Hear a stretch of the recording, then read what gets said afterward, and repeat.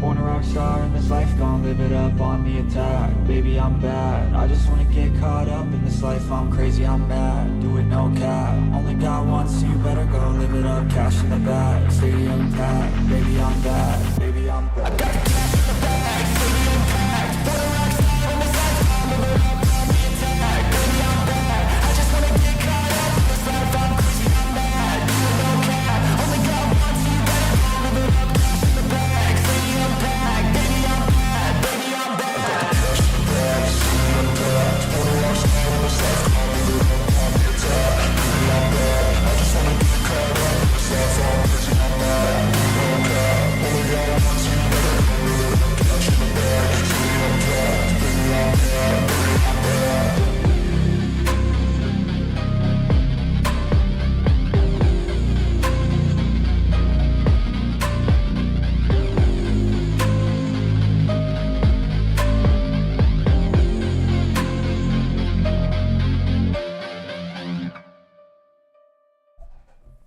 What is going on, everybody? How are y'all doing?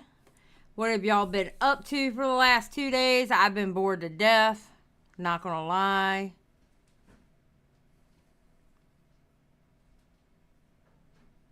How is live a weird word for a live stream? No, it's not, Claire. Normal videos are recorded, not dead.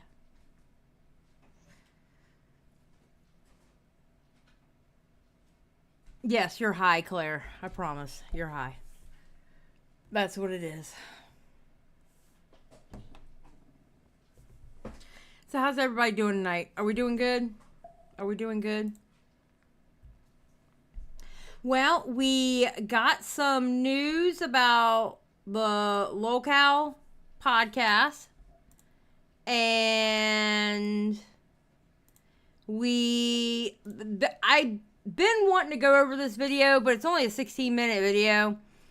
And I was like, what am I going to add to it? And then the stuff went down with the Lolcow podcast today. So I decided, let's put it together. Oh, you're drawing cats? That's awesome. Yeah, don't forget to go into live chat because top chat is the devil. What's up, Gaming Witch? How you doing?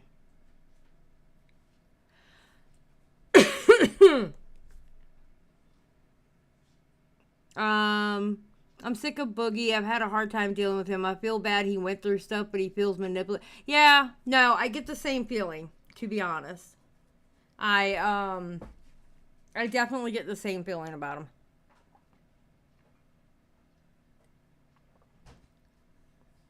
Dealing with prep for a procedure next week. Oh, yeah.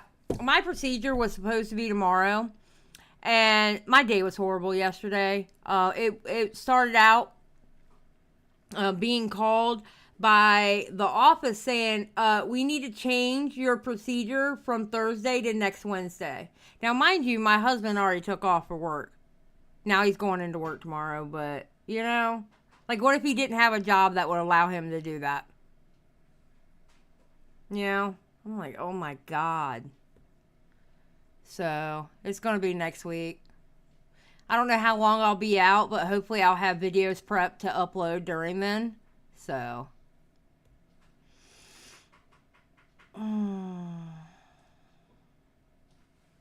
Alright, so first thing we're going to do is we're going to watch Charlie, aka Moist Critical's video on what his thoughts about the Boogie documentary. And then we're going to go through some tweets. And then we're going to go and see what Tommy C said about his time recording the Lolcow podcast today. So, put a 1 in the chat if you are ready.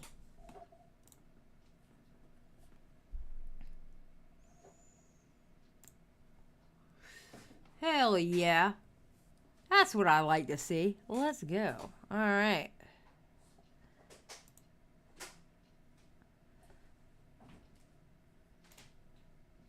I know, black screen.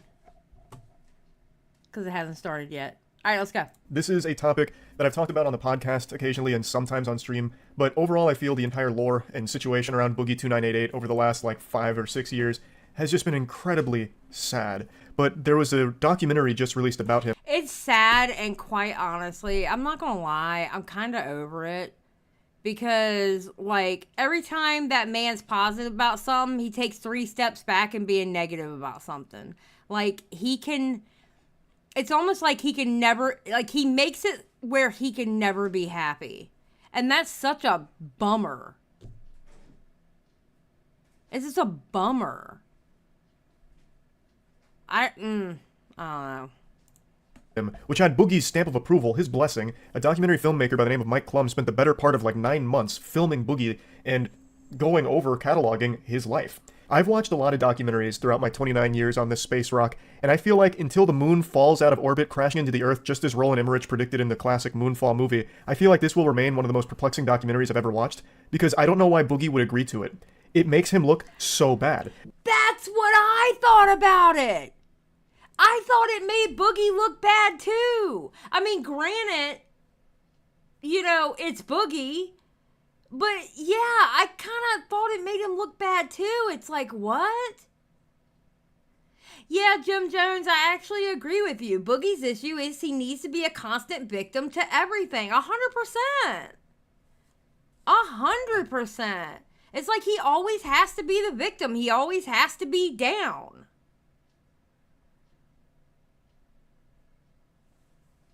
It's crazy. He's a victim of himself. I agree. I mean, granted, now, from what Boogie has described, all right, he's been through a lot of shit in life, okay, especially during his childhood.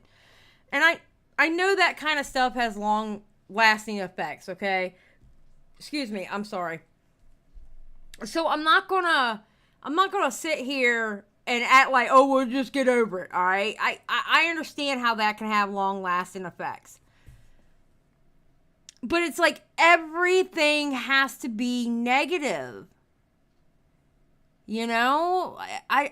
It's just, it makes it so sad where, I don't know. I don't even know how to describe it. It's so bad. Yeah, he is. He's a legit victim of certain things, but then, yes, he's a victim of himself, too. Yeah. He really is. I 100% agree with you on that.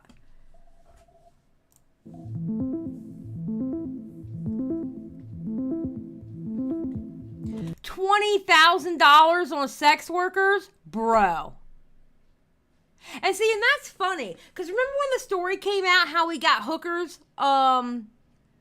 Who was it? I can't remember what story it was, but he ended up getting hookers for a party or something like that. Bro. Like, okay, don't get me wrong, all right? Sex work is legit work to me. I don't care if it goes from cam girl to legit sex work, all right? I don't have a problem with it. Don't get me wrong. But $20,000 finding that out, and then to find out now you're broke? Like, bro. You know?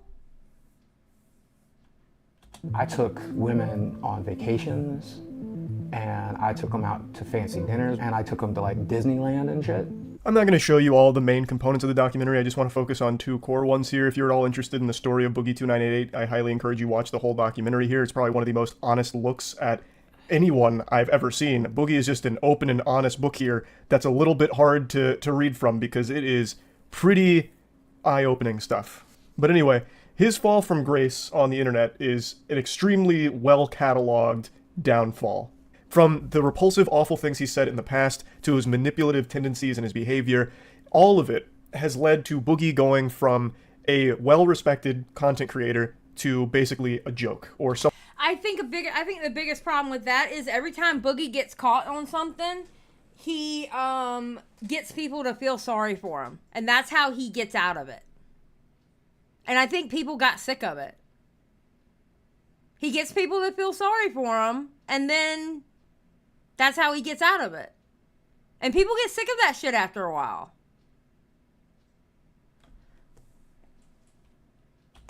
Someone that's looked at in disgust for his behavior. So, for those that don't know, Boogie is an OG YouTuber who was absolutely at the top of the game for a long time. He won a fucking award for being a nice guy in the gaming community, basically. They used to call him the Mr. Rogers of the internet. But then, Twitter and Reddit happened, and Boogie had this inability to shut up. He would constantly publicize the most foul opinions that he had about situations. He would always talk about the saddest and most depressing aspects of his life because it felt like he was addicted to being viewed as a victim. It felt like he loved the feeling of people viewing him as pathetic. And it's something I know he's touched on in the past that even has a level of self-awareness. Yes, what Charlie just said, I agree with. Of his life because it felt like he was addicted to being viewed as a victim. It felt... Yes! Yes! That is the exact statement right there. That is the exact... I 1,000% agree with Charlie on that. It's like he is addicted to people going, "Oh, Boogie, I'm so sorry. It's okay, Boogie." It's like he constantly needs that not reformation. Whatever. He constantly needs the positive feedback, but he doesn't understand people babying you is not going to help you. You know? Affirmation. Thank you, Hint. You know me. Or validation, too. You know me. I don't English very well, okay? I don't English very well. Yeah, he is. He's a crybaby. Yeah, to put it simple. And put it simple, he crybaby. Absolutely, 100%. Felt like he loved the feeling of people viewing him as pathetic. And it's something I know he's touched on in the past that even has a level of self-awareness where he also recognizes how detrimental it's all been to his career and just downright self-destructive. But he just can't stop himself from just posting on Twitter every single private thing that should never be publicized to strangers. Because he seems to just be enamored with that attention that he gets when he is viewed as like someone to feel sympathy for at all times. And it's just a really weird and sad set of circumstances. However, after watching the documentary, I'm starting to believe he's just not a good person. I was always under the impression that very deep down is a caring individual who had a good heart and good intentions and just got a little lost and confused along the way. But after seeing this and all of the worst aspects of his life that he just proudly highlights here, I just really am starting to think he's just not a good guy. So the first thing I want to show you is his addiction to sex workers. He has spent a pretty penny on paying for sex, as well as paying for like Charlie does have good eyebrows, you're not lying. He really does. Vacations and stuff for the sex workers to accompany him, this and that. And it also gives an insight into the way he views women, which I think is a pretty repulsive perspective he has on a lot of it, at least from what he describes here. And one thing that becomes instantly recognizable is his sense of entitlement, which becomes a prevalent point throughout this entire documentary, where he believes that because he was a successful YouTuber, anything he wants, he deserves, he should get, he is entitled to it. It's not a revelation. I like beautiful women. I like to hang out with beautiful women, fuck beautiful women. We all do. I never got to do that. The women I dated were pretty, sure, but they were like Arkansas 8s, not LA 10s. So you're gonna, okay, see, now, I'm gonna be honest. I had a problem with the Arkansas 8s, and they're not LA 10s. Boogie. Let's be honest here. You should be satisfied that any woman would fuck you.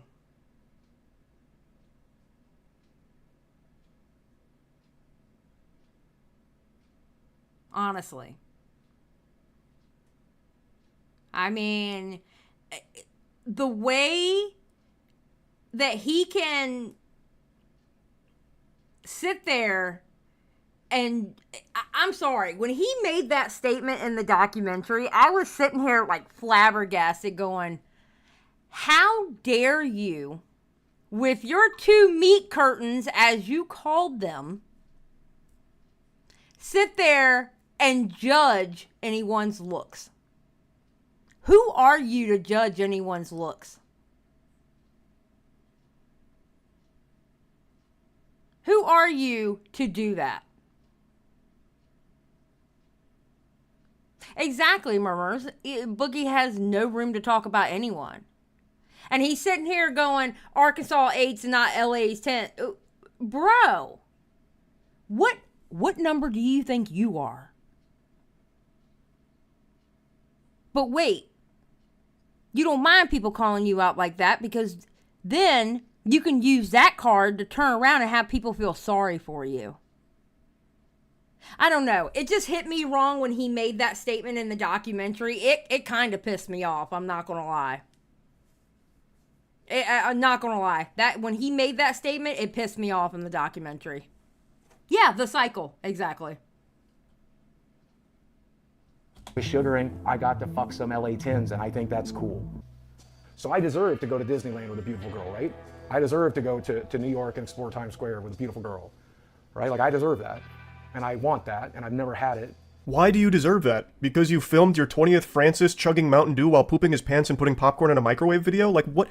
It's such a deranged mindset that he believes he is entitled to all of these women wanting to slobber on his meat because he is a famous YouTuber. He shouldn't be settling for an Arkansas 8. No, he deserves the LA 10s. So he pays for sex workers because Boogie deserves that top shelf pussy. Again, I don't mind. I don't care about him paying for sex workers. All right, I don't care as long as he keeps his finances straight. I don't give a fuck what you do with your money. All right, if you want to sit there and you want to pay for sex workers, that's fine. That's on you. As long as your finances are straight and you don't cry about money later, I'm okay with it.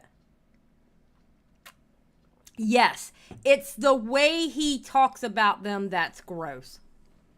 100%. 100%. It's the way he talks about it. He talks about it like he's looking down on them. Boogie, you wouldn't be getting laid if it wasn't for them.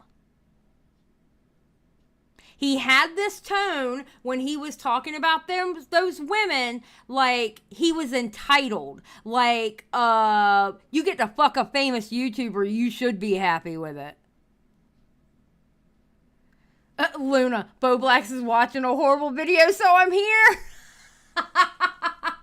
Well, welcome, Luna, welcome. You know, it's just, I don't know. The way he talks about the women is just disgusting to me. Maybe it's because I'm a woman myself, okay? And it's just the tone that he uses, it's very... It's like those women are a product and not human beings. Yeah, you're paying for it. You sure are. But they're still a human being. They're not a fucking Barbie doll getting pulled out of a package. The fuck is wrong with you? You know? With the pinky out. And to me, this audacity is alarming. To me, this screams that he only views women as objects to be conquered sexually. He shouldn't be settling. Callie, you are not wrong. A little thicker than I usually like. Oh my God. I'm telling you, when he talked about the women, I was like watching it hitting the roof. I was like, a little thicker than you usually like. Sir, you're about 100 times thicker than what people normally like. Who are you to talk about how thick somebody is? Sir. Oh.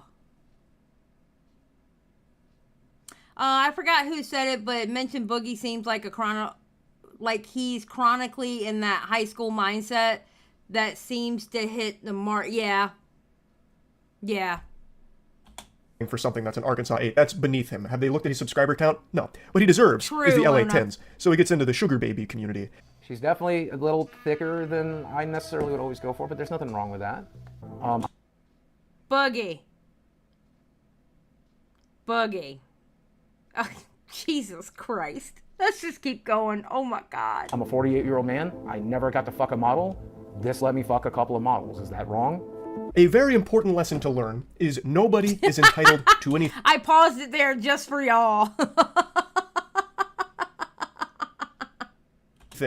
Other than a knuckle sandwich if you start calling me short. I'm kidding. You'd probably still beat my ass. But the point is, you don't deserve anything. To speak Charlie, you're the Jesus of YouTube, okay? It's okay. Speak here like you deserve these women, you are entitled to these women because of your online success is so delusional. And speaking of delusion, him criticizing the lady for being thicker than he would normally go for is just downright ridiculous and absurd. It just really seems like with the way he speaks about women throughout the documentary, he just views them as sexual props for his own pleasure. Yes! Really, that's the most important. Yes! Yes! That's exactly it! treats them like sexual props. Damn it, Charlie said it better than I did. Charlie said it better than I did. 100%. That's exactly what he did. It was gross. It was absolutely gross hearing him talk about the women like that. Important thing when it comes to women for him. He doesn't want to be caught dead with an Arkansas 8. Instead, it's all about the LA 10s, so that way he can fuck them. And that's what he cares about most when it comes to women. That's the impression I get listening to him talk about it. Now, this portion of the video isn't necessarily just focusing on his sex worker spending. It's talking about his reckless spending in general. At the height of Boogie's career, he was making so much money. Tons and tons, oodles of doubloons. And now, fast forward to today, he is fundamentally broke. He doesn't have any money to his name left. So it's going over where all of it went, and a large chunk went to paying for sex workers, as well as like gift cards that he would give them, which is crazy. When they broke down the financial spending, $500 was allocated for gift cards that he would give them, which is... Okay, purse $1,000, gift card $500, dinner $400, hotel $500, escort fees $2,500. Bro, that right there, that's your problem. You know what, Luna? I'm gonna be kind of honest with you. I don't either. I don't feel sorry for him about being broke either. But see, here's the thing. It's like, okay, you know how they talk about, especially back in the day, where a lot of NBA stars and NFL stars and stuff like that, when they stopped playing their prospective sport and stopped getting paid the millions and millions of dollars, they usually didn't have a high success rate afterwards. Because here's the thing. Most of these guys were plucked up as kids and they were never taught how to manage their money. They were never taught how to manage their money. And apparently, it seems like to me, Boogie wasn't either. He never learned how to manage his money. That's what it seems like to me. So... It's crazy. When they broke down the financial spending, $500 was allocated for gift cards, which is a weird gift to give someone, and like $1,000 for a purse. So I guess he'd give them like a purse with like a GameStop gift card in there, like, hey, go get yourself something nice, toots. Maybe a couple Pokemon card packs, huh? Yeah, maybe a new video game or two. Like the whole thing is just all about his spending habits, which has left him in a financial crisis. All of which is his own fault, which he also recognizes. His entire career's spiral into the shitter is entirely his own fault. From not being able to stop saying the most awful things you can imagine during streams, to not being able to stop himself from posting the most private things about his life online, to not being able to stop himself from spending money on collectibles, a bunch of luxury items, terrible investments in like crypto, which he lost like $600,000 in. All of it is his own fucking fault. And when he talks about himself and like his health struggles and a lot of the other things that are personal to his like day-to-day life, he speaks as though it's already kaput. Andrew really summed it up best. When Boogie talks about himself, he talks about himself as if he's been dead for 30 years. When he speaks, he's speaking as if he's already 6 feet under in the grave, and he's like communicating as a force ghost, like, man, I wish I took better care of my body. That's very true. That's very true. Now, I can tell you, because Boogie and I are about the same age. He's 48 now. I'm turning 48 in, what are we in, November? I'm turning 48 next month. Okay? So, Boogie and I are about the same age. And listen, when you get our age, you think back of the things that you did to your body and you're like, ugh.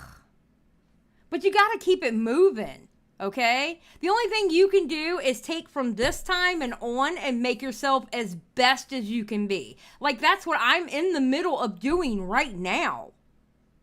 You know? I'm trying to make myself better, not only to be able to go on camera again for, you know, for y'all, and that way, you know, you can see my facial expressions with half this shit, but to make my quality of life better in general. I'm doing something about it.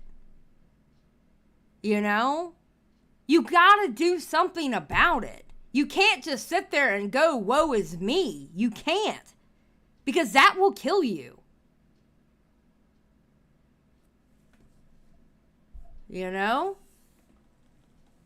You gotta do what you gotta do. That's something he speaks about in the documentary with his girlfriend, who's 29 years younger than him, and he starts to recognize that in 10 years, she's only going to be 30, and he might just be dead because of all the health problems he has from not taking care of himself. And he just speaks as though there's nothing he can do to fix it. He's just like, damn, I should have put more time into fixing my body a long time ago. You know, it's already over. When he can start now. He can still start doing that now. He can still fix his career now, work towards improving his career. But he just doesn't. He refuses to. He just speaks as though he's completely given up, which is another thing that becomes very clear in this documentary, where even though he feels this sense of entitlement, he feels as though he doesn't have to work towards anything. He just deserves all of these women. He deserves all of this money. See, and that's where, like, with the entitlement or whatever, the way he talked about those women, right? Sometimes I wonder if Boogie is trying to play, like, sometimes I think it's genuine, and then sometimes I wonder if it's an optics game for everyone to see him a certain way so they won't go so hard on him. You know what I mean? Like, sometimes I'm wondering if Boogie is trying to play a weird optics game. Like a really weird optics game. All because at one point he was a very successful YouTuber. It's a fucking baffling and infuriating mentality to witness in this film. Now, the next thing I want to showcase here, and the last thing that I'm going to focus on in the video, is him getting another job, because YouTube has been collapsing on him, and the documentary filmmaker suggested maybe getting another job. It's also something everyone else in the world has suggested to him, getting a real job. And so he finally decides to go through with it and do like a mock interview to see if maybe he can find a position somewhere in the working world. Dawn. Dawn, I'm Boogie, or Steve. Okay, what do you prefer to be called? Honestly, probably Steve. Let's go with Steve. Okay, Steve, no problem. Whatever you prefer. And so you are here today because you are seeking employment. Yeah. I did work at a small gaming store back in 2006, 2007. I am disabled, recognized by the state of Arkansas, but also the United States government. There's that. Now, the downside of that is I am extremely depressed, so there's some mental health issues that we bring to the table. And then physically, I am morbidly obese. I have no references, no work history, and no education. And when you Google my name, you might see rumors that I beat my ex-wife, and I'm also a pedophile. Should mention I'm also a felon. When I first saw this clip, it wasn't in the documentary, it was floated around on Twitter. I thought it was just part of a skit. I was blown away. I was like, damn, Boogie's got some real acting chops now. He's really been hitting the thespian troupe. I cannot believe that he went into that workplace where they find you a job and he said all that. Now, granted, he has to tell them about the felon part. He has to tell them about the felony part. But I cannot believe that he said all that. I was like, oh my God. Midna, thank you for being a member for 11 months. I'm gay. I have AIDS. I'm new in town. John Mulaney. Okay, I don't know what that is. Thank you, Midna. About their training.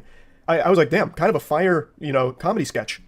No, this is real. This is authentic. This is more real than my three-point jump shot. This is actually how he conducted himself during this interview. Now, of course, this isn't a job interview per se. It's to try and help find him work. But he goes in here and just intentionally sabotages it. This is not as though he's really taking it seriously. He's taking the piss here, if you ask me.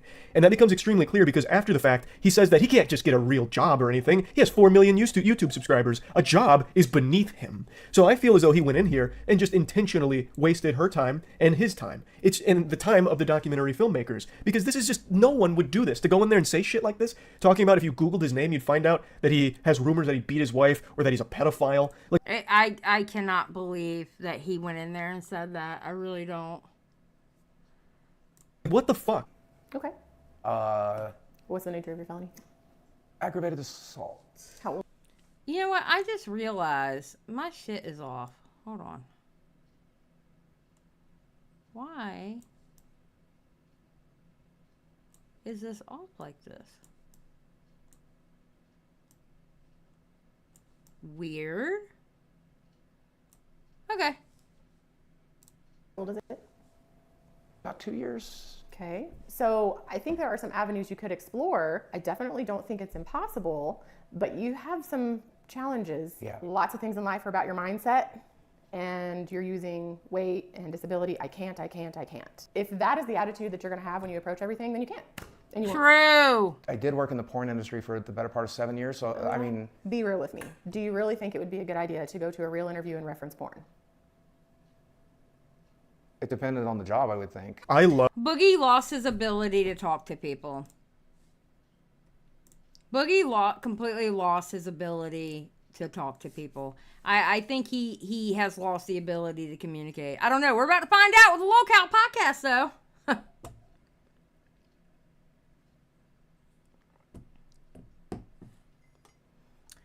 Okay. So, Nick came out with a tweet saying Lolcow podcast imploded in the best way possible. And he put content in all capital letters with the spaces, right? And then he says here, audio is getting sent. We are in business. Then Keemstar tweeted out this. Breaking. First episode of Lolcow Live just got recorded. Sneak peek. Boogie tried contacting Mudahar's wife and got destroyed. She saw that. I didn't know who she was. I don't know who Dojangles is, but I guess that's a person. And so she was like, oh my God, you fucking snake, you fucking piece of shit, and whatever. And so like Mudahar messaged me and he's like, hey, look, I'm being really nice to you right now. And I've agreed, I'm not going to make a video about you because I wouldn't want a 10 out of 10 video on my channel anyway. But I do think she saw that. Okay, I love that Mudahar said 10 out of 10 video. Okay, so he doesn't know who Dojangles is, right? He doesn't know who Dojangles is. When Muda ended the private conversation, he continued to cope in my DMs. He wanted a ceasefire He wanted the ceasefire started and stopped at his will. Motherfucker thinks he's Israel or some shit. He knew he'd been on my podcast before, but yet he didn't know who she was. He's been on her podcast. He's literally been on her podcast and talked to her on her podcast. But he didn't know who she was. It'll be interesting to see how he tries to explain it after he oh poor me and deleted all the tweets. I find it interesting that you know what? Let's look and see when. Hold on. Oh God, what's the name of the podcast? I'm blanking out. Oh, Real World Sickos.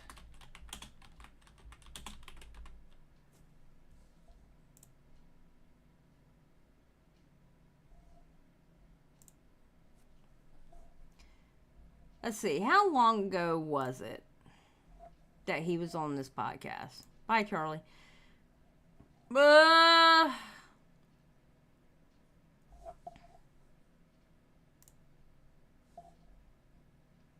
7 months ago. He was on there 7 months ago.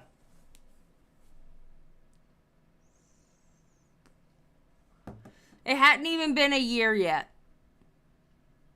It wasn't 3 years ago, 4 years ago, 5. It was 7 months ago he was on that podcast.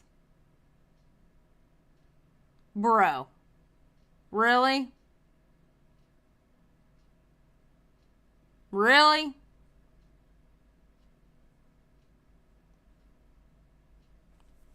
Craziness. So apparently some stuff went down. And Tommy, poor Tommy. Tommy had to go live about it and just let off some steam. He didn't give away any spoilers, okay? But he let out some frustration. He had to let out some frustration. We're not going to watch the whole thing. He went live 3 hours ago. We're not going to watch the whole thing. We're going to watch up until about right here, because that's when he starts taking callers in, and we're not going to listen to the callers. Yeah, I've already listened to it. It was a good stream. I didn't listen to all of it, though, because Bo Blacks went live when I went to go see Bo Blacks. So we're just going to watch up to the callers. But you can,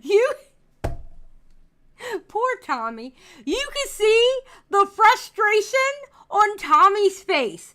It is amazing. The frustration on Tommy's face. And then when he gets into the callers and he starts talking about it more with the callers, listen, I need y'all to go watch this stream, even if it's past the point where we watch it. 'Cause like I said, we're not watching the whole thing. We're only watching the part where he talks about it, and then when the callers come in, boom, done. Okay? Oh my God, poor Tommy. I don't know how Tommy's gonna do this. I really don't. You know, I said it under Tommy's tweet. I'm like, you know what? Not all heroes wear capes, sir. Not all heroes wear capes. And it's true. Because Tommy is doing the Lord's work. I don't care what anyone has got to say about it. Tommy is doing the Lord's work. All right, let's go. Mute a setting. But you're going to see the bulk of it, from what I understand. I don't want to give up too information. There was... All right, hold on. Tommy's kind of talking a little low because he's not screaming, which is kind of amazing. He's not screaming. Not going to lie. I love me some Tommy, though. Don't get me wrong. So don't be going to Tommy saying I was talking shit, okay? I love me some Tommy, all right? Luna. Don't be going to Tommy saying I was talking shit, Luna. Okay?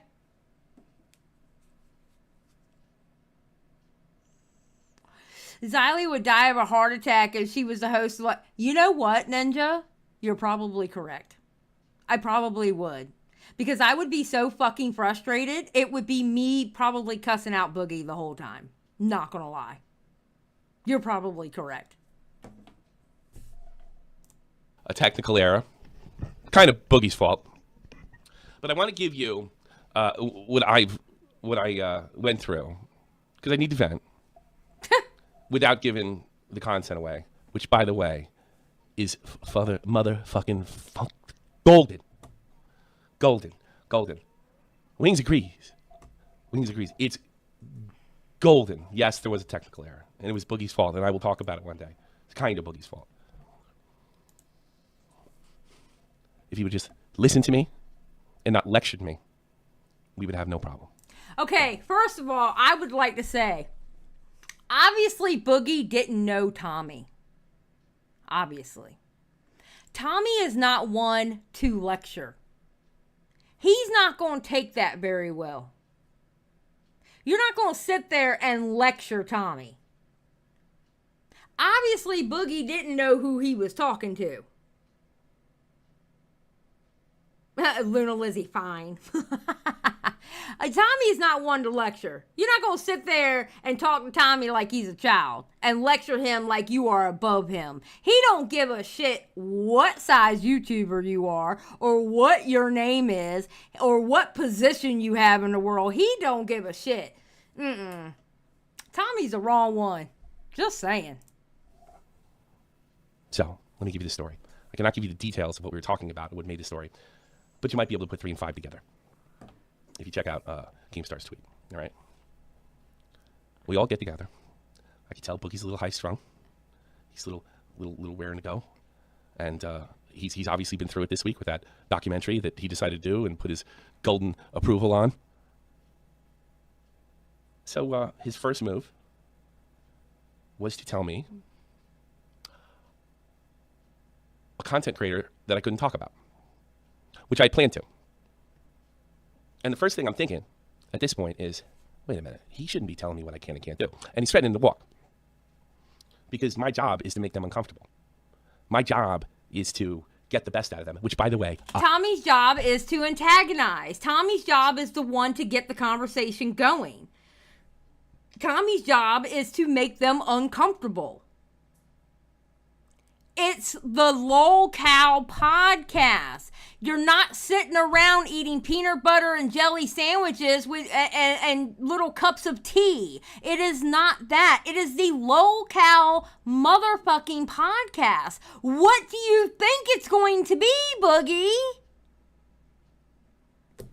Tommy looks so stressed out. Oh my God. Tommy's like, whew. I did. I killed it.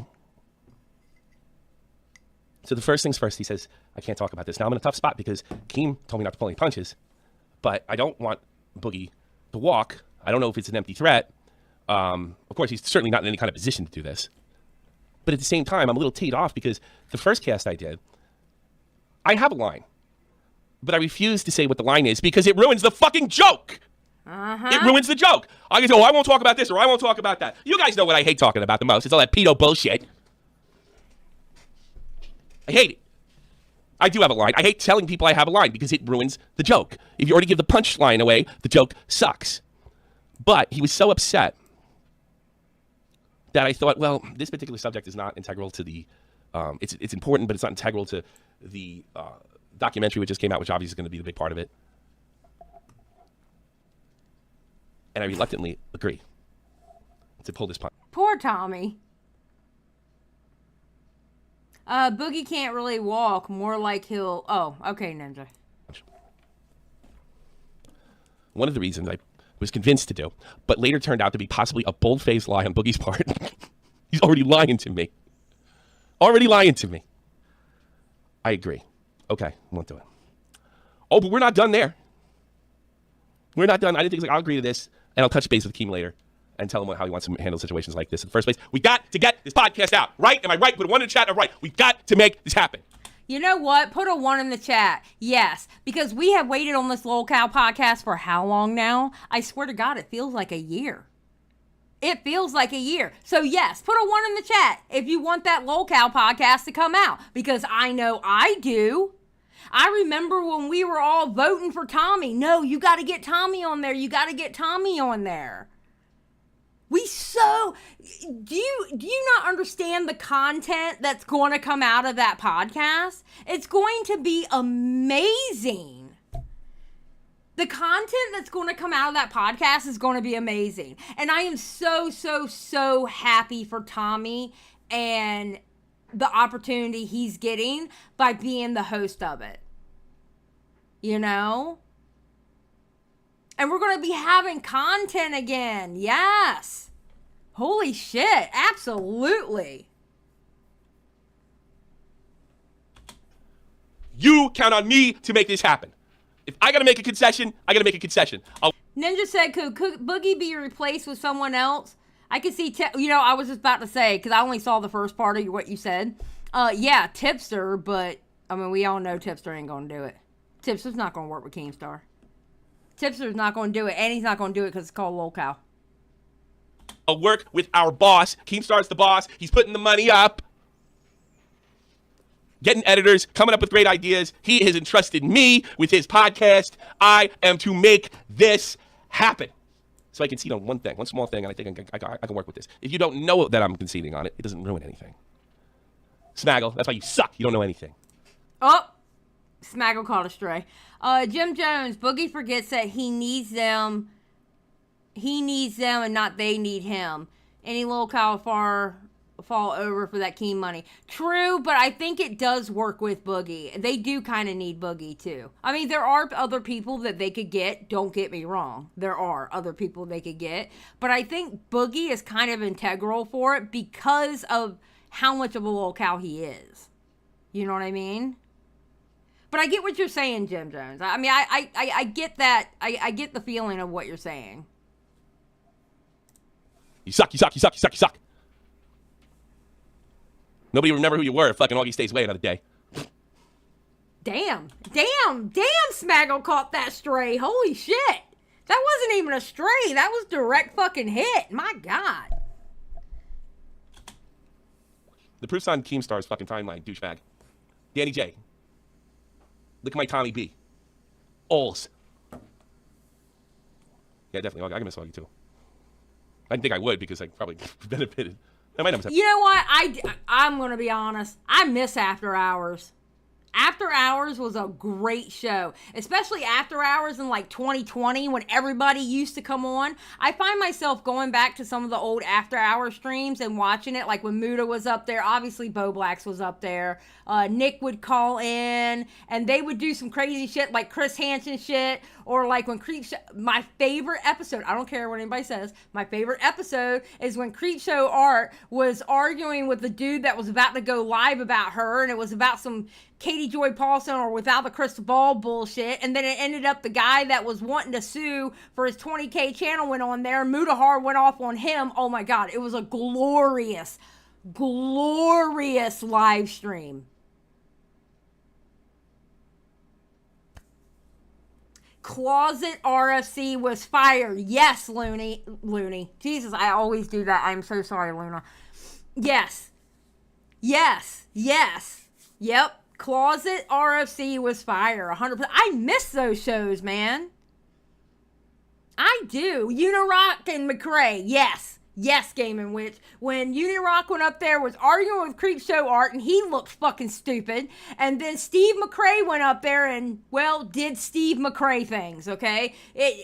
Steve McRae is like a word that's beyond stupid. All right? Don't even get me started on that low life. But man, I mean, yeah, I miss those old RFC shows, dude. They were really, really, really good. You know, when everybody, you could sit there in the audience and everybody would call in and shit. It was amazing. It was a good show.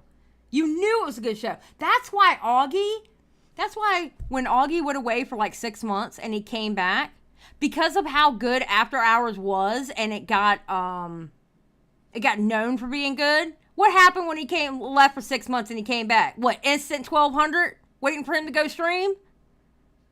Instant 1,200? It was over 1,000. I know that for a fact. You know? Anyway. Haven't gone up that great. I miss Augie too. Probably helped me. Come back, Augie. Shut your mouth. Shut your mouth, Snaggle, Daggle. So I can see. So what does that mean? We can get going? No. He's got more rules. He's got more lines. Nick's a good trainer. More lines too. coming. I agree. And this one I think I can say without spoiling it. I'll do this. You want me to spoil this one little tiny part? It's not even spoiled. It's like logically. In fact, let's see if we can figure this out together. What does he say I can't talk about next? Put it in the chat right now. There you go. What can I talk about? I think we all figured that out. That's right. Most of you got it. My divorce? We can talk about my divorce. That'd actually be kind of funny. No, let's not talk about your divorce. Girlfriend. But he doesn't just say his girlfriend because he knows damn well we can't do the fucking thing. So now I got to stand up. He says this. He goes. She was the main part of the documentary. She was a huge part of the documentary. Boogie, you put her online for everyone to see. So why can't they talk about her?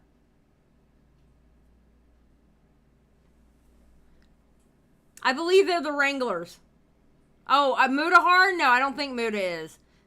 They put it on the tweet from Lolcow. I just want you to not be a C-word. A jerk. Be reasonable. Well, what the fuck does that mean? Don't be a cunt. I think you know what that means. Yeah. Yeah, I do know what that means. I mean, it means you can pull the rug out from under me anytime because we can't define cunt, we can't define jerk, we can't define decent. That was another word he used. We can't define any of those things. You could just say, oh, but I told you not to be a cunt, you're a cunt. Wait a minute, what? And then I get a little mad because you know I don't like the P word. I don't think it's funny. That girl's a grown-ass woman. I didn't go there last time. Yeah, she is grown. She's legal. Nobody gives a fuck about the age. Wings cut more jokes than I did.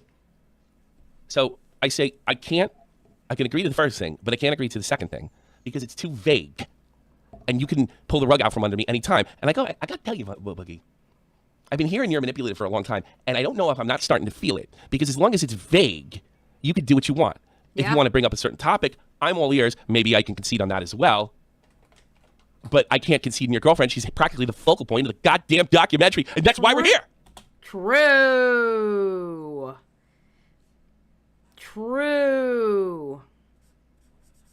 True point. Very true point. Hey, Passion. So you won't agree that? So he says to me, so you won't agree? You won't agree? You won't concede on anything? I was like, I just did. Thank you, Chris. It did go well. Thank you. Chris the Narc, where's my $20? Where are you at, bro? Huh? Where's my $20, Chris? Joking. That's a joke. Ha ha. Ha ha ha ha. That's a joke. All right, continue. I just did. I just conceded. I'm working with you. But I'm telling you, I can't work with there for obvious reasons because it's too vague. What does that mean? And then, now I know I'm being manipulated because I think you know what that means. Yeah, okay. See, here's the thing, Luna. I liked when Vito calls in, he lightened the mood a bit. He did lighten the mood, but I'm going to be honest with you. I really, really, really don't like that guy. So unless I have to cover him, I'm not going to have him playing on my channel. I really, really, really don't like him. But he did. I have to agree with you on that, okay? So, once again, Luna W, Xylie L, Luna is right, okay? Let me say it publicly. Luna's right. You know how important that is to her. I'm supposed to be telling the jokes here. I'm supposed to be wrangling you guys. You can't give me a fucking rule set. True. I think you're a talented enough comedian. Now he's buttering my bowls. To be able to do this. Do what? No, Boogie. You're fucking with me now. You're being a fucking bitch. Yeah, he was trying to manipulate you. And the thing is bro, Tommy's been through, I guarantee you, especially how Tommy grew up, you know, because you hear the stories about, you know, where he grew up and this, that, and the other, and him being in the Army, he has dealt with a lot of people trying to manipulate him in his life. Tommy has street smarts. You're going to have a hard time manipulating someone who's got street smarts like that. Especially when they already know ahead of time you're manipulative. If they already know you're manipulative, don't even try it.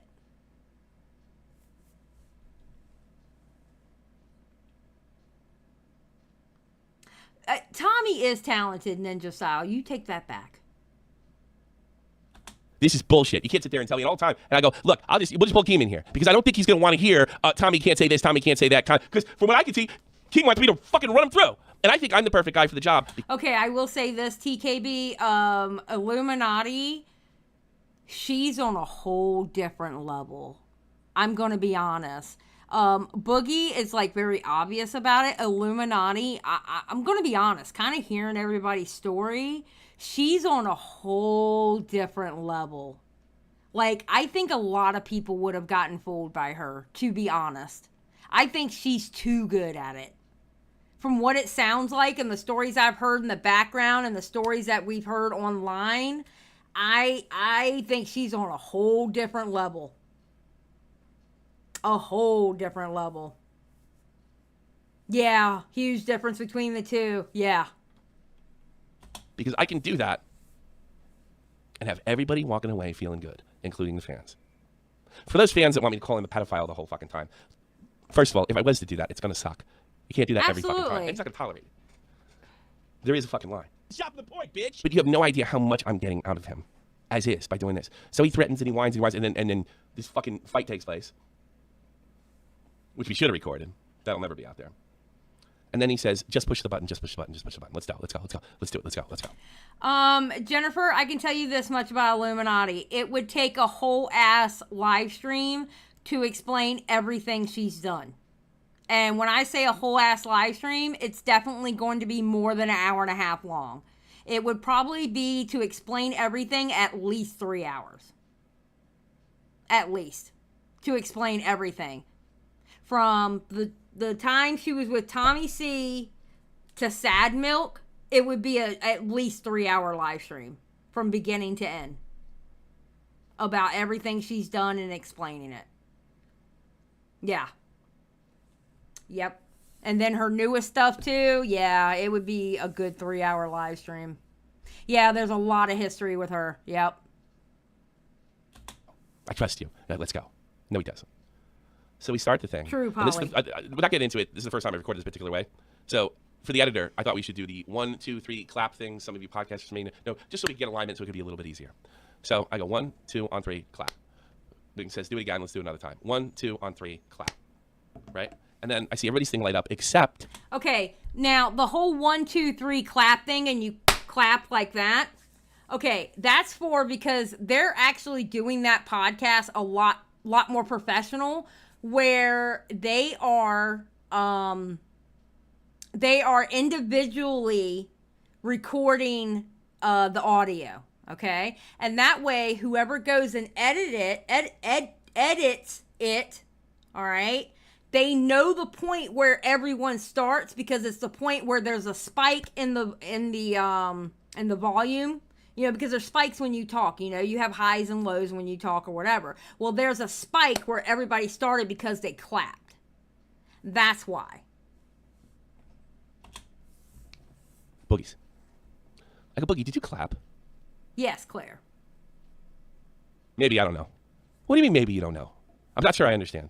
No, we're timing this. We're giving this to somebody who's going to edit it so we can get the thing. I don't know. Okay. He's like, so let's just do it. Just clap. I don't know what you mean. Well, when I say 1, 2, on 3, you just, all you have to do is walk the microphone, go like this. That's it. And that gives the guy who's editing, it makes it a little easier for him. So here's what he starts doing. 1, 2, 3, clap, 1, 2, 3, clap, 1, 2, 3, okay, so we're adjusted. 1, 2, 3, clap, 1, 2, 3, clap, 1, 2, 3, clap, we're adjusted. And I'm stopping. 1, 2, 3, clap, 1, 2, 3, clap, 1, 2, 3, clap, 1, 2, 3, clap. He just started doing this. I'm not exaggerating. I go, what kind of asshole are you? You don't. Oh, God. I would have cussed his ass out. I would have cussed it. I don't know how Tom. Woo! Tommy's going to have a hard time with this one. If Boogie don't straighten up, Tommy's going to have a hard time with this one. Jesus Christ. Want to do this. You're trying to get out of it. You're trying to back out of it. All the problems you fucking have. And you're trying to, and you kept on going, 1, 2, 3, clap, 1, 2, 3, clap, 1, 2, 3, clap, 1, 2, 3, clap.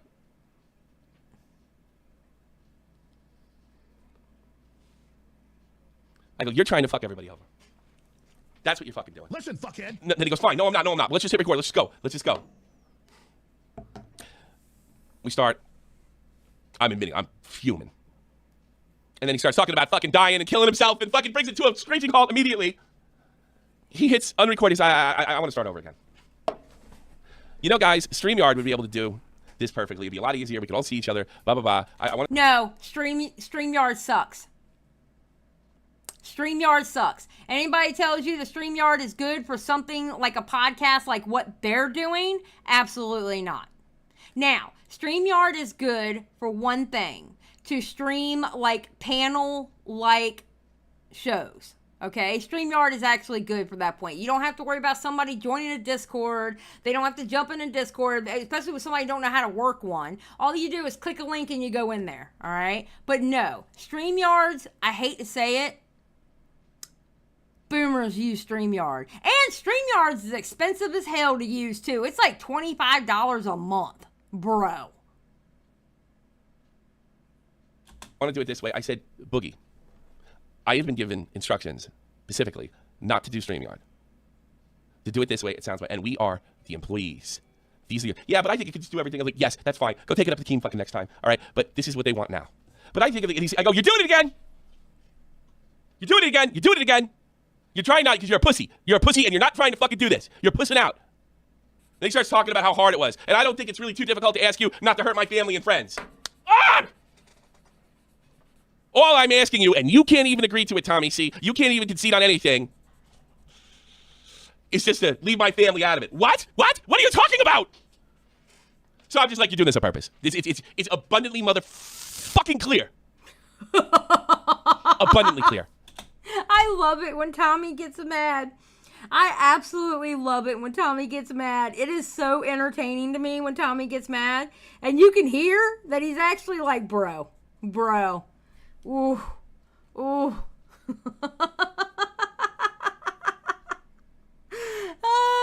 my God. You gotta love Tommy. This is amazing. I'm smoking cigarettes again. That's how bad it got. I got a pack of cigarettes right here. I got that. He bought a pack of cigarettes. You know how long it's been since Tommy smoked a cigarette? A cigarette. Boogie has caused him to go back to cancer sticks. Bro! That's actually pretty big. That's pretty bad. Because I needed to cool down. So I finally get it straight. And we have an absolute badass episode out of the monkey fucking park. The good thing is, the thing that we weren't allowed to talk about, we talked about it. Good. Actually, at one point, he tried to bring it up and not name names, and I said, no, motherfucker, you're not doing that. You're not doing that. You're not telling me you're going to walk off the cast and walk right up to the fucking door and then pretend that they'd say, I can't talk about it. I think at one point he actually says, that's right, you can't talk about it, but I can. I was like, no! Okay, asshole. You can't turn around and say, don't talk about my girlfriend, but then proceed to talk about your girlfriend. That's not how that works. That's not how that works. No. So it's like beyond clear that he's manipulating the whole situation. No, I already agreed.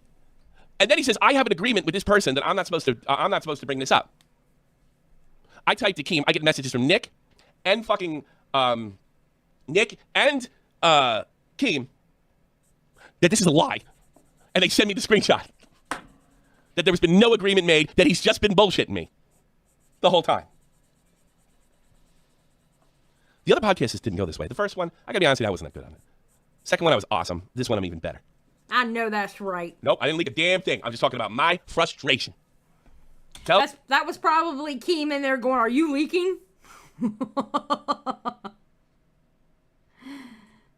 Keem, I didn't leak shit. Okay, buddy. I'm doing a really good job, actually. I ain't leaking nothing. I'm just telling you how he fucking treated me, how he tried to lean on me, how he tried to control the whole fucking thing, how he tried to take the Lolcow podcast, or excuse me, Lolcow Live out of Lolcow Live. He wants to run it. He doesn't want to be the Lolcow even though he agreed to it. Wings all aboard. Wings all fucking aboard. Tommy, I'm sorry, but Schadenfreude. Well, you're not kidding. Because when we cap this bitch. Stop the point, bitch. When we cap this bitch. Now, I'm not pretending to be anything closer friends to being friends or anything. We don't know each other that well, all right? I know Boogie probably like most of you know Boogie. So, we capped it. I liked it. It was great. Fucking fantastic. We did find out there was a technical error. Basically, Wings didn't record his just one track like he was supposed to record one track. The reason is because we had to stop it because of Boogie, and when he restarted OBS, it went out back to his original settings, I'm assuming. So everybody got recorded. So they're going to work on that and get it all fucking straight. Okay? So I say to them, try to bring the level in the room. Boogie did a great job. Boogie's funny. And you know what? You know what I like? When we're live, when we're actually doing the thing, he lets me kind of, like he doesn't, like when I say, okay, stop, shut up, nobody cares. And they move along. It's great. It's great. They trust me enough to get the thing going. I probably should cut them off a little sooner, but they trust me enough. Both of them do. I appreciate that. I appreciate both of them. I mean it. So we get it go. Otherwise, we're going to be talking about his fucking pills. We're going to talk about his depression. We get a little depression where it's funny, and then we don't let him drone. Would we agree on that? Can I get one? Don't let him drone. Let him go off. Make yourself laugh, and then move on. We're here to make people.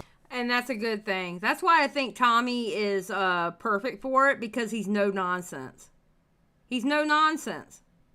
You know? Listen, okay, get it off your chest, and let's keep it moving. Let's keep it fucking moving. I love it. Wings is literally looking like an angel compared to Boogie. Thank God for small favors. I'll fucking laugh. I gotta be honest, Wings is... He's on it. He gets it. And you know, it's really funny for him to be bitching about being a Lolcow when Wings has been through the shit. True. No molesting, dead fail. Yeah, I'm moving him along. I'm gonna be honest. It sounds like to me Wings is self-aware. And to be fair, you kind of have to be. You have to be self-aware. You know? I think, I'm going to be honest. It seems like since that boxing event, I think that boxing event changed Wings in a way. It seems like it. Now, I'm not 100% sure, so because I don't watch Wings, okay? But just from what I'm hearing, it seems like that boxing event changed him in a good way. Like, he's more self-aware now.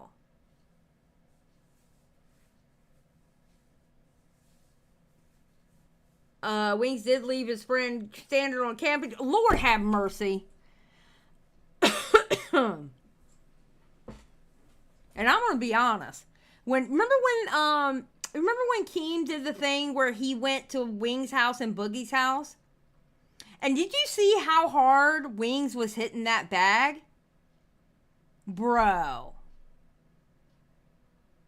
Wings was hitting hard. I was like, damn, Wings? The hell? What's up, Toxic Dome?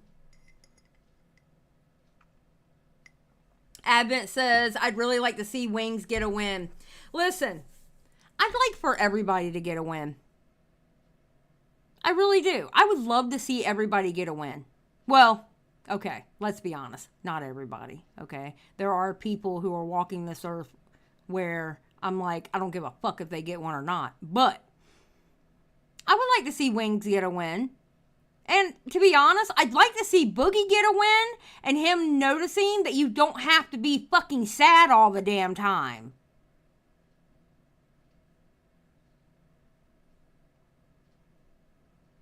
So... Along there, PC from VACS. I'm moving him along. I'm doing my job. And he's trying to stop me! By having me agree to shit that Keem does not want me to agree to, by the way. So to bring the temperature down, I said, look, I mentioned this last time. I go, I think this podcast would be even better if we got to know each other better, right? I go, I'm not trying to be like a fake clout suck YouTuber or anything like that. I'm not trying to do that. But why don't we get together and do a stream, maybe make some money, do fucking Apex, where fucking Wings yells at us for sucking and stuff like that. That would be fucking funny. And that'd give a little tease for the next one. Actually, if they did that... Oh my God. Pause. Thank you. Actually, if they did that, that would be good promotion for the show, I think. If they actually had some bullshit live streams together, where they were just bullshitting, playing some video games or whatever, I think that would actually be good promotion for the show. I think it would be a cool thing to see, to be honest. Three of us fucking fighting over Apex. One in the chat if you're interested in that. Boogie, Tommy C, Wings, playing Apex, watching how that whole fucking thing falls apart. That would be a riot. A riot. Right? And that'd be like a teaser stream like during the week or something like that. Yeah, no, I agree. I think they should do that. I really think they should do that. I think that would be great. Make it dope. We could all fight. It'd be great. I'm about it. About it. You know? They all agree. But when you ever hear somebody agree, but you know they don't agree. That's what I was hearing. Like, oh yeah, I'll be there tomorrow. So whatever. Schadenfreude. You got that. I'm not trying to say. I got to get a beer Freund first. But I said, I want to make this effort so we get to know each other, so I think the podcast would be even better. See what Boogie says to me? You claim you don't have an ego. I was like, I don't. I just want to make this work. And he's like, me too. I just want to let you... You know, it's funny that a lot of people, when you have a tough exterior, they automatically want to call it ego. It's not ego. It's called no bullshit. A lot of people, when they see somebody with a tough exterior, they automatically think it's ego. It's not ego. That's not ego. There's a difference between somebody who has just a rough exterior or, a rough exterior and an ego. There's a difference between the two. You know? Tommy is just simply just trying to do his job. You know, Tommy, and we'll see if you have an ego or not. We really wouldn't be friends otherwise or outside of this. I'm here to make money. I'm like, okay, fine. Fair enough. You don't have to like me. You know, I think it's a little fucking funny that he tells me how talented I am and how great he's always interested in my fucking opinion and stuff like that. But, you know, really, I don't want to be your fucking friend. Fuck off. Okay, fair enough, though. Whatever. He said he'd still be up for it. He doesn't fucking like me. My life's not changing one way or another if he likes me or doesn't like me. I need to get out when I get it. So I said, fair enough. I laughed it off. But then he goes in. I just want to have one more chat. It wasn't one more. Before we leave for the night. I want to talk to you. High cholesterol levels. I got my eyes all for you. Hopefully impressions keep going on. Thank you. He says to me, I got to talk to you. If you would like me and you want to like me to do well on this podcast, and for this podcast to work, I think I would do a lot better if you didn't yell at me before the show. I mean... Now, keep in mind, I don't go into... I probably would be the same way. If you yelled at me before the show started, I don't know how well I would function. But being the way that Boogie was acting, he kind of needed to get yelled at. So he kind of did it to himself. Just saying. Just throwing that out there. He kind of did it to himself. Do a podcast and just start fucking screaming at people, right? He had to fuck with me about the first situation that I'm not allowed to talk about the girlfriend, about StreamYard, threatened to leave to get me to raise my fucking voice to begin with. So I say, you know what the fucking problem with that is, Boogie? You said you would be better, and we killed it. He starts telling me that he wrote jokes and worked on it the whole weekend. I was like, that's never gonna fucking work. No, you gotta be This is a reality natural. show. You gotta get fucking real. Yeah, you gotta be natural. You can't sit there and stage the shit. You just gotta have it fly out of your mouth. Having the shit written down and staged, hell no. Hell no, that would look so fucking fake. Would you ever be a guest on there if it was offered? I mean, yeah, if it was offered, but do you think I would ever get offered? No. I'm a nobody. I am literally a nobody. I would never get offered to go on there. Let's be real about that. I mean, sure, I would go if they asked me, but I would never get asked to go on there. That would never happen in a million years. So. They want snappy jokes. They want to know what's going on, especially with that documentary of yours. We got a lot of behind the scenes stuff there, so got a little stuff, you know. Yeah, Boogie might be bigger than me, but he also needs me because I'm there, so he's gonna have to deal with it, right? I know that's right. So I just think it would be better if you wanted to yell at me. I was like, you know what, Boogie? I didn't yell at you because I was trying to like get you in line or get something bad or good out of you. I yelled because you were doing absolutely everything in your power not to do this. He goes, well, I'd walk. And I'm thinking to myself, you were all ready to walk until I said I was going to Keene. That's what you were ready to do. Disagree, yell at him more. That's another thing, too. And I go, that's the problem. That's right, Teddy. I said, here's the thing. You're telling me not to yell at you, and I have no plans to yell at you in the future. None. You know what Boogie thought? I bet you Boogie thought Daddy Keem was going to be on his side. I bet you. He was throwing a tantrum with Tommy because he thought Daddy Keem was going to be on his side. Boogie, you obviously don't know the history. Tommy and Keem have worked together several times. Tommy knows how Keem operates, and Keem knows how Tommy operates. Just saying. And guess what? Keem knows how you operate too, Boogie. Zeros, yeah. Remember, this is after, let's go to Apex, let's do something, let's bring the levels down, right? But considering this really worked, and I yelled at you, maybe you shouldn't be telling me fucking what to do. And maybe the whole problem is you're telling me what I can and can't say. And that doesn't work for the show. Period, point blank, period. Obvious fucking reasons. And even Wing said something, in fact, he said, well, he said I was kind of wrong and kind of right, to quote him exactly. So, and I started realizing at that point that this isn't a one-way conversation. This is a one-way conversation. It's not a two-way conversation. He's not listening to what I'm saying. He didn't hear me concede. He just wants to get the next thing, and they get the next thing. Pretty soon, he's going to make the fucking podcast suck because it won't be about Lolcow's. It won't be about his life. It'll be about his cracking jokes so he can make a fucking easy-ass check. Well, guess what? Lolcow Live is not a fucking easy check. I know what they agreed right. to. And Jesus Christ, I'm pretty fucking sure Keem could find somebody a lot more brutal than me. A lot more brutal than me. But if you're too brutal, it's not going to fucking work. But no, he's trying to control me. Over and fucking over again. Well, if you want to do this, maybe you shouldn't yell. I have, and he tells me about all the fucking disorders I have and all this, and then he said the word that really fucking, he said PTSD. And I'm like, motherfucker. I go, you know who you're talking to here, right? Like, I lost guys in the Army, real PTSD. I don't want to fucking hear your bullshit about PTSD. I was like, I don't care. Well, that's the problem. I think that's the problem. You don't care. No, whether I care or not, fucking has no... In other words, Boogie, Tommy's not going to baby you. Tommy's not going to baby him. And that right there is it. Tommy's not going to baby him. He's not. And that's a good thing. He don't need to be babied. He's a grown-ass man, and people need to start treating him like a grown-ass man. Tommy is really good and... Hold on. Tommy is really good in knowing when and where to push and when not to. Yeah, exactly. Exactly. Claire, oh my God. Hire an LA-10 that will yell at him. Claire, you shady bitch. What kind of shady ass comment was that? Claire is up here being shady. So, anyway, that's what's going on with the Lolcow podcast.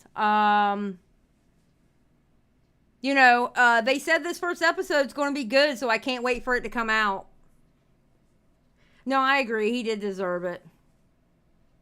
Yes, Jada, thank you for putting that. It will also be in the description below, if you're reading it back or watching it back. But yes, yeah, be sure to check out Tommy's full stream, 100%. You know, I just thought it was really interesting what Tommy had to say about it. Because, I mean, he's working with Boogie. Bless his heart. Literally bless his heart. You know. But anyway, any comments or questions before we get out of here? Again, my procedure is next Wednesday, so I will definitely not be streaming Wednesday, Thursday, and honestly, maybe Friday. Hopefully, fingers crossed, I'll be back that Saturday. I don't know yet. Jennifer, I can't even answer that question right now, to be honest, because I've been all over the place lately. So I wish I could tell you the answer to that. But I will be streaming tomorrow. So we will be streaming tomorrow. I don't know what time yet, but I will be streaming. Well, it's next week. It's next Wednesday. So we have a week. When is the female Lolcow? I don't know, Toxic. Are you calling me a Lolcow? Do I need to hide you from chat? Because I will. I'm just kidding. Toxic. You're cool. I like you. Although I feel like you just called me a Lolcow, but when I see you on the street, I'll ask you then. Okay? Joke. That's a joke. Ha ha. So, yeah. Please like the stream. I'm going to get out of here because I got some glorious housewife stuff to do. Because you know me, I'm a glorious housewife. And always remember, keep that shit what? Keep it what? Keep it what? Keep that shit real. Bye.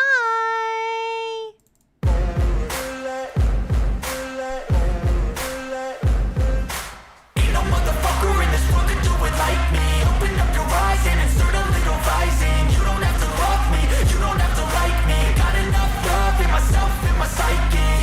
You should have the same in your brain nightly. If you wanna taste, bitch, you can fucking try me. If you wanna hate, bitch, you know where to find me. And if you go and hate this, you can fucking bite me. I'll be cruising in my lane fast, call it high speed. I've been working hard, yeah, I've been working nightly. If you think you'll win, ha, not fucking likely. I be taking shots, yeah, cold-blooded, icy. Watching numbers grow is what I call sightseeing. In the front row, run it up when they hype me. The following grows, they know how to ignite me. Call me CEO, I've been running shit right, see.